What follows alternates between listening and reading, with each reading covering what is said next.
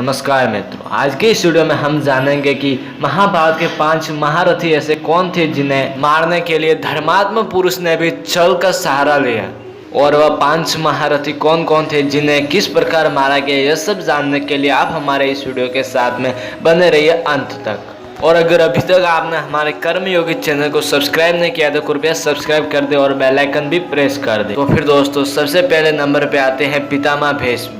भीष्म महाभारत के महायुद्ध में सबसे बुजुर्ग और सभी योद्धाओं में श्रेष्ठ भीष्म थे।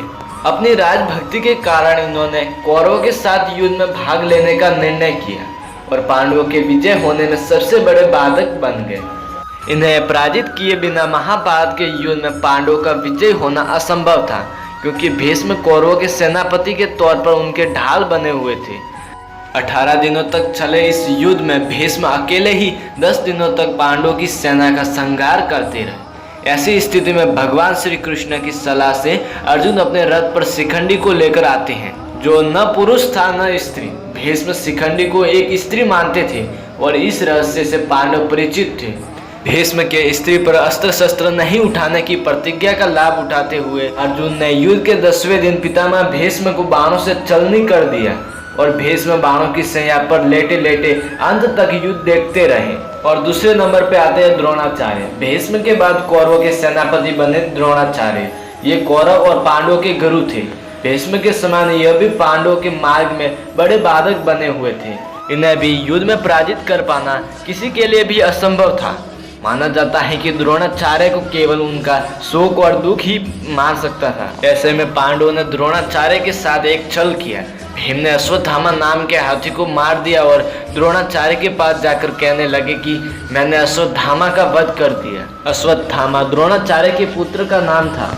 द्रोणाचार्य को भीम की बात पर भरोसा नहीं था, इसलिए धर्मराज युधिष्ठिर से पूछा कि क्या अश्वत्थामा मारा गया। इस पर युधिष्ठिर ने कहा कि अश्वत्थामा मारा गया, लेकिन यह नर भी हो सकता है और हाथी भी। जब युधिष्ठिर यह कह रहे थे, उस समय भगवान श्री कृष्ण ने शंखनाद कर दिया, जिससे द्रोणाचार्य को बात सही ढंग से सुनाई नहीं दी। फिर द्रोणाचार्य शोक से व्याकुल होकर अपने अस्त्र शस्त्र रख दिए। मौके का फायदा उठाकर द्रौपदी के भाई धृष्टद्युम्न ने द्रोणाचार्य का वध कर दिया। और तीसरे नंबर पे आते हैं जयद्रथ। दुर्योधन के जीजा जयद्रथ के कारण अर्जुन के पुत्र अभिमन्यु का वध कौरवों ने मिलकर किया था। इससे क्रोधित होकर अर्जुन ने प्रतिज्ञा ले ली कि अगले दिन के युद्ध में सूर्यास्त तक वह जयद्रथ का वध कर देंगे, नहीं तो खुद अग्नि समाधि ले लेंगे। कौरवों की पूरी सेना उस दिन जयद्रथ की सुरक्षा में लग गई। ऐसे में अर्जुन के लिए जयद्रथ का वध कर पाना असंभव हो गया। ऐसी स्थिति में श्री कृष्ण ने एक चाल चली और उन्होंने अपनी माया से सोने को ढक दिया, जिससे अंधेरा छा गया। जयद्रथ ने यह समझा कि शाम हो चुकी है और वह अर्जुन के सामने खुद आ गए। श्री कृष्ण तो यही चाहते थे। इन्होंने अर्जुन से कहा कि अपना धनुष उठाओ और जयद्रथ का वध करो, अभी सूर्यास्त नहीं हुआ है। श्री कृष्ण के इतना कहते ही सूर्यदेव फिर से प्रकट हो गए।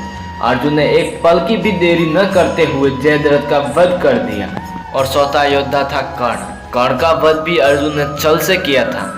युद्ध के बीच एक श्राप के कारण कर्ण के रथ का पहिया भूमि में धंस जाता है। उस समय निहत्थे कर्ण पर अर्जुन ने दिव्यास्त्र चला दिया और कर्ण वीर गति को प्राप्त हुए। और 5वें नंबर पे है दुर्योधन। महाभारत के युद्ध का अंतिम महायोद्धा जिसका वध छल पूर्वक हुआ था, वह है दुर्योधन, जिसे महाभारत का खलनायक भी माना जाता है।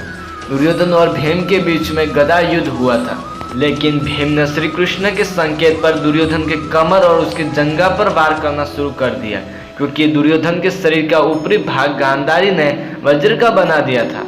इस तरह छल पूर्वक दुर्योधन का भी अंत कर दिया गया। तो फिर दोस्तों, ये थे महाभारत के महायोद्धा जिनका वध छल पूर्वक किया गया। तथा दोस्तों, इनके अलावा भगदत्त जैसे और भी महायोद्धा था जिनका वध किया गया। किसी का वध धर्म से तथा किसी का वध अधर्म से किया गया। तो फिर दोस्तों, ये था आज का हमारा वीडियो। आशा करता हूँ कि ये वीडियो आपको पसंद आया होगा, तो कृपया हमारे कमेंट बॉक्स में कमेंट करें साथ ही साथ, और आप हमारे इस वीडियो को ज़्यादा से ज़्यादा शेयर करें, साथ ही साथ हमारे कर्मयोगी चैनल को भी सब्सक्राइब कर दें। तो फिर ठीक है दोस्तों, आज के लिए इतना ही। फिर मिलते हैं अगले वीडियो के साथ में और भी नई जानकारी के साथ।